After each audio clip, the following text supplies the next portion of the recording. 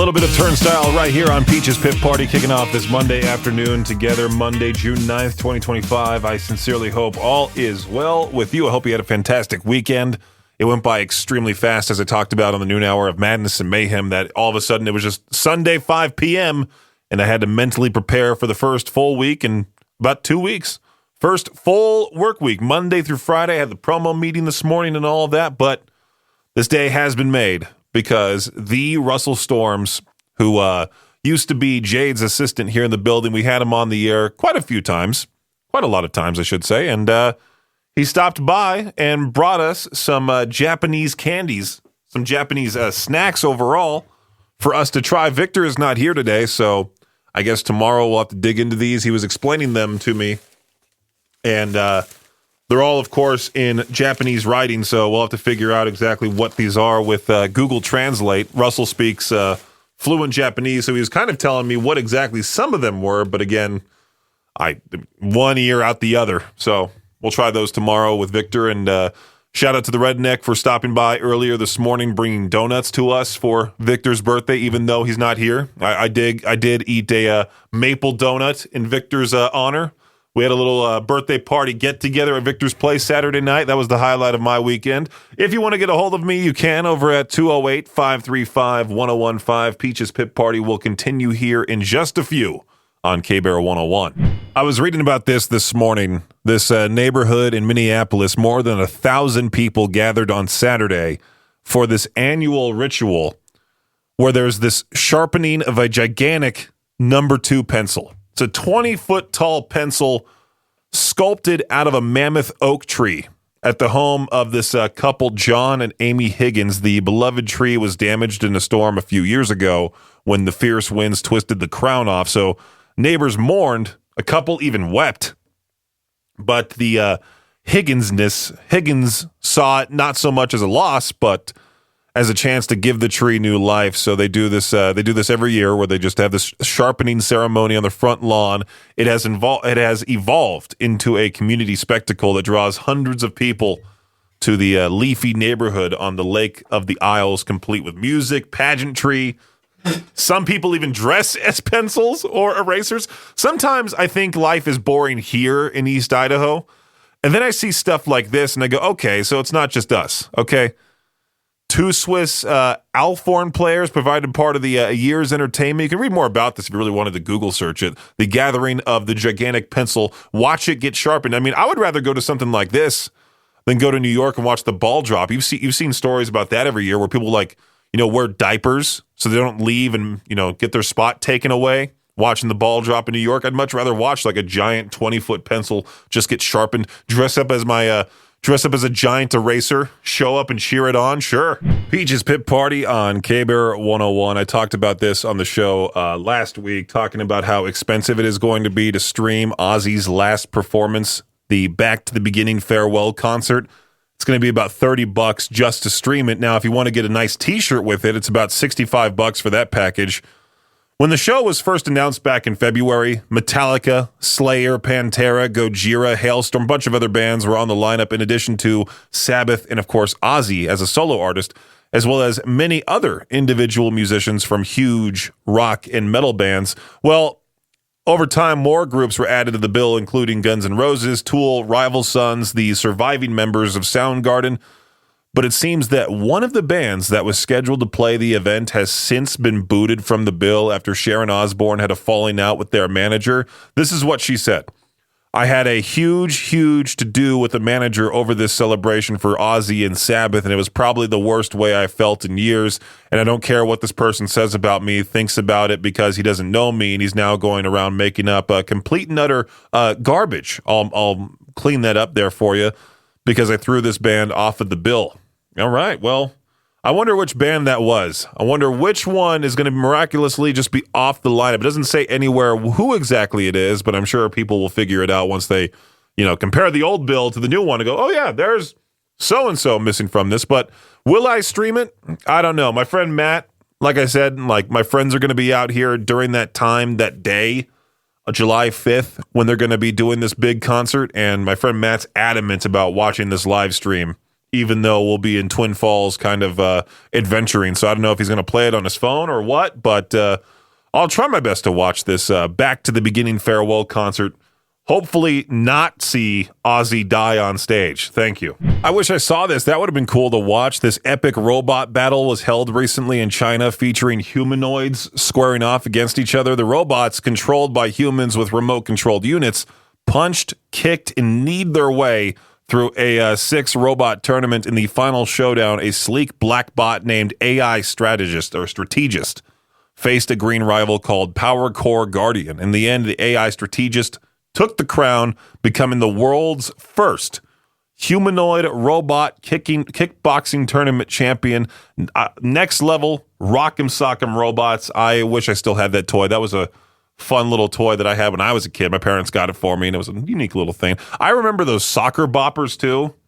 Those blow-up pillow boxing things. Like, you'd put them on your hand, and you're supposed to have fun just kind of like battling your friends, but I took it a little too far, unfortunately, when I was a kid. Punched my friend, a different friend named Matt at the time, and he cried and told on me and stuff, and sure enough, I said goodbye to soccer boppers and rock'em sock'em robots. I mean, that could get violent, yelling at the other person for cheating. I don't know. But this, if they ever do this again, I'll be sure to watch it on TV. This humanoid tournament type thing. Who knows? Maybe we'll have this become a worldwide sport where we have nerds building these robots, making them face off against one another. I mean, there's already robot battles, but having humanoids going off against each other or battling each other would be pretty cool. It seems if you can't make the finals in the NBA or the NHL, your job as head coach is toast. Just a few days after the New York Knicks fired head coach Tom Thibodeau because the team couldn't make it out of the Eastern Conference Finals, the Dallas Stars have done the same to their head coach Pete DeBoer. DeBoer had led the Stars to 3 straight Western Conference Finals,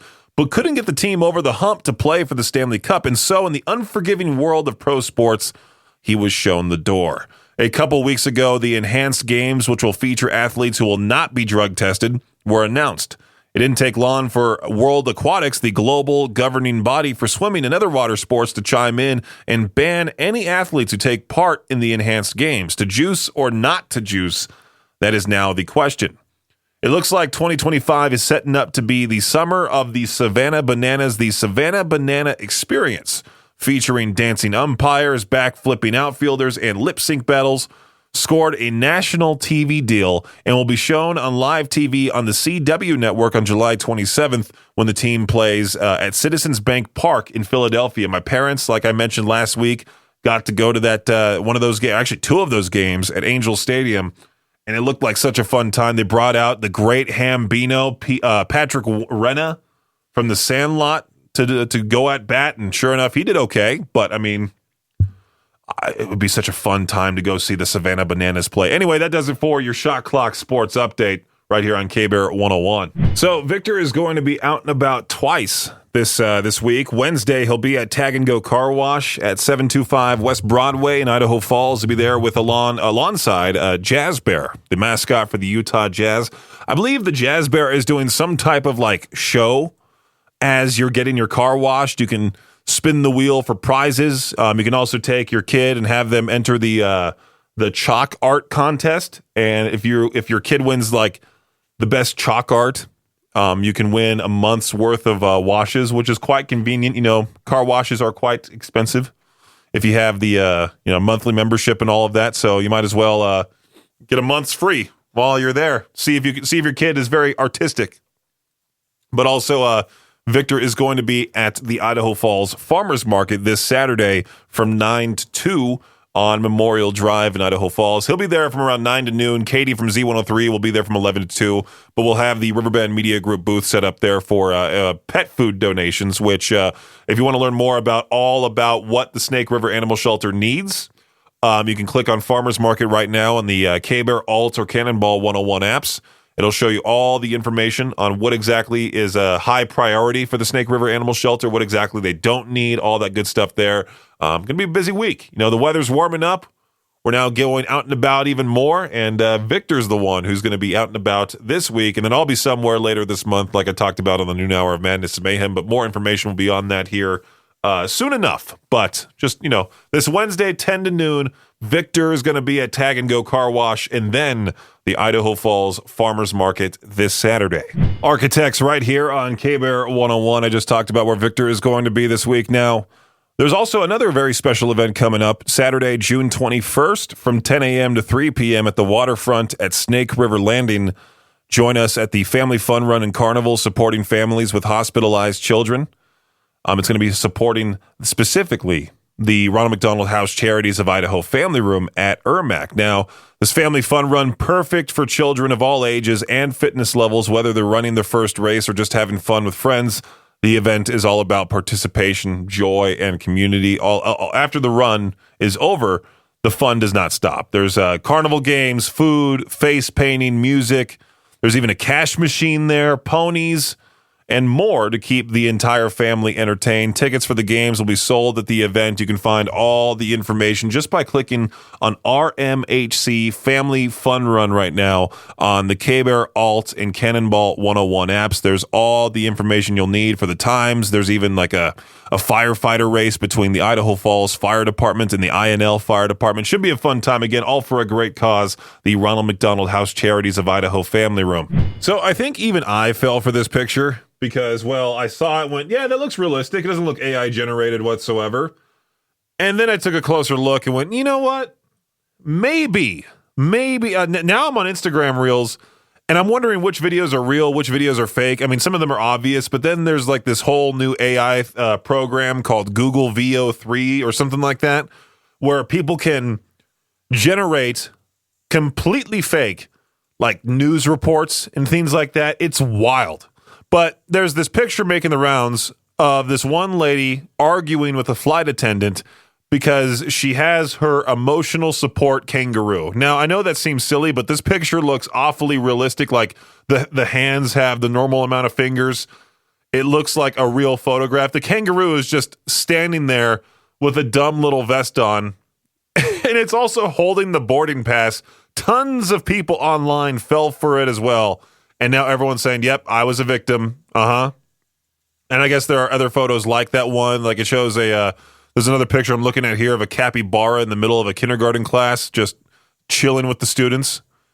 There's also a kangaroo holding a baby, which that one looks definitely fake. But I mean, AI is looking to be real scary. I know there's tons of talk about it. There's tons of people, generating just complete and utter garbage with it. But at the same time, like, how realistic is it going to look to the point where we don't even know it's real anymore? The future looking pretty scary. Peach's Pit Party on K-Bear 101. Self-checkout could be confusing to a lot of people. Every single time I go to a place like Winco, Walmart, etc., I see tons of people in front of me not knowing how to work self-checkout. And then what they do, instead of like actually flagging down the person working the self-checkout to help customers, they just stare at the worker, especially the older people. But this Walmart employee, I was reading the story about this, claimed a customer called the police after he, the customer, accidentally overcharged himself for avocados at the self-checkout kiosk, then accused the store of robbing him. It was all documented on a Reddit page dedicated to all things Walmart. What's this Walmart subreddit? I need to join this. User Lore Archivist wrote about the confrontation, prompting others to share their own odd self-checkout interactions. As Lore Archivist told the story, a man came up with a bunch of stuff, claimed an item on the shelf that was priced at $9.99 was showing up on the register at $19.99. The Reddit writer said a Walmart team leader was able to get it fixed for the man. However, it happened with item after item after item that couldn't be changed. Lore Archivist said, then he had avocados. I guess he accidentally hit 999 avocados instead of the 9 he intended. His total jumped up to over $1,300. That's when the customer freaked out, started yelling before stating that he was calling the cops because Walmart was robbing him. It's funny reading the story. You can tell that's just an old boomer that has no idea what he's doing and just didn't know how to work it. And then he's throwing a big fit, making it horrible for himself. Is there a video of this whole thing? I'm trying to scroll down here. There's no video of this, but I guess you could say this guy qualifies for the genius of the day, which you can sometimes hear on the Viktor Wiltz Show, weekday morning, 6:45. Again, it's always those types of people that end up going in front of me while I'm trying just to check out at the store. They have no idea what to do. They stare at the machine. It's like, come on. We've been using self-checkout for quite some time now. Everyone should be used to it. Falling in reverse on K-Bear 101, Idaho's only rock station. Bad Wolves fans are speculating what's happening with the band after their singer DL unveiled his new gig playing bass for Falling in Reverse. DL posted on Instagram about his first 2 shows with Falling in Reverse this weekend, calling their set at Rock am Ring in Germany the most intense show he's ever played. He replaced Tyler Burgess, who apparently was fired from the group earlier this year. I didn't even know about this, to be quite honest with you. This new gig has led Bad Wolves fans to speculate that perhaps ex-singer Tommy Vext is returning to the band. Vext, who left in 2021 and filed various suits against the band and their management afterwards, posted in March that he was about to be a part of the craziest comeback story in the industry's history. After that cryptic post, the guitarist Doc Coyle and bassist Kyle Conkeal, I believe that's how you say it, they both left Bad Wolves in April, with guitarist Chris Kane returning and a new bassist Kevin Creekman joining. I'm hoping you're following the flow chart here. Creekman had also served as the bassist for Vext's solo ventures. So, I don't know. Wasn't their bass player, the previous bass player of Fallen in Reverse, like quite talented? Like everyone was talking about how great he was? Tyler Burgess. No, who was the other guy in Falling in Reverse that was doing like the backup rap for Watch the World Burn? I don't know, but I mean, DL to be the bassist for Falling in Reverse, that's pretty wild. Just to have the former lead singer of Bad Wolves, now the bassist in the band, it seems like I don't want to be mean to bass players here, but that seems like a downgrade, you know? Like you were fronting a band, you're having a good time, and next thing you know, you're now the bassist. I mean, who knows? Maybe Ronnie will incorporate his singing ability in future songs. Well, I'll have to keep you updated on the situation as soon as I receive word from anything happening with this whole thing. All right, here's what's coming next at the airport. TSA is apparently working on these wild, touchless pat-downs. Yeah, forget the whole awkward feeling of having some, stranger's hand poking around certain areas of you. Now they want to slap on VR goggles and special gloves to feel you without actually touching you. Because nothing says private and safe like a TSA agent seeing your body through a headset while pretending, forget it. Never mind. Honestly, I'm just waiting for the part where they add a little haptic feedback that makes you feel like you're getting like tickled by a ghost. I mean, it's the future. I mean, I don't mind it. Touchless pat downs from TSA. I don't think I've ever had to have one of those. They just want, I go in the machine, I put my hands up. I'm too tall for the machine, so I have to like sort of crouch down and then put my hands up. And then they go, oh, hey, okay, you're good. And I walk out. They do a little wand wave or something like that, and that's it. Nothing really else. Knocking on wood, I don't want to be frisked at the airport next time. Watch some TSA agent hear me do this break and go, okay, next time, let's give Peaches the true pat down. A runaway pet zebra named Ed has finally been captured after spending a week on the lam in Tennessee. Ed had escaped from his owner's property near Murfreesboro and made a run for it. He had been spotted multiple times during the week, even spent some time running along the highway, but animal officials hadn't been able to corral him. Ed quickly became an internet sensation as videos of him spotted trotting through neighborhoods was shared on social media. The Rutherford County Sheriff's Office finally wrangled Ed on Sunday after he was spotted in a pasture. A helicopter was called in to airlift him to a waiting animal trailer. Ed's owner, Laura Ford, said the equine is safe and 100% healthy. Welcome home, Ed. I did post the picture of Ed being airlifted. It's pretty funny on our Facebook page at KBear 101 FM. KBear 101, Idaho's only rock station. For some reason, this trend's been popping up as of late. Grandma showers. Is it okay to have grandmas to have their own baby showers to celebrate the arrival of future grandchildren? Now, I think this is just like some call for attention. Like, hey, I'm the grandma in this situation. I'm welcoming the first grandchild. Why don't we just celebrate me? That type of thing. But I mean, still, without the grandma, the daughter wouldn't have been born, and then the granddaughter would definitely not have been born. But at the same time, like, where's the grandpa shower? Where's the, the guy in the situation that, sort of half helped with the kid? Where's his little get-together party type thing?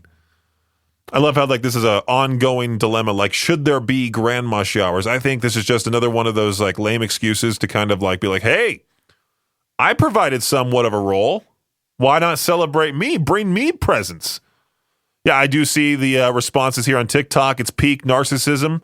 I don't understand the new role comment. There is no role. We're the parents. They get to observe and show love. No grandmother shower, no circumstances support this. A cute lunch with some goodies would be great, but wanting gifts like cribs and baby clothes is too much and puts an expectation that the baby will be sleeping over at grandma's house a bunch. Yeah, see, I don't know. It's just another thing for attention. That's basically it.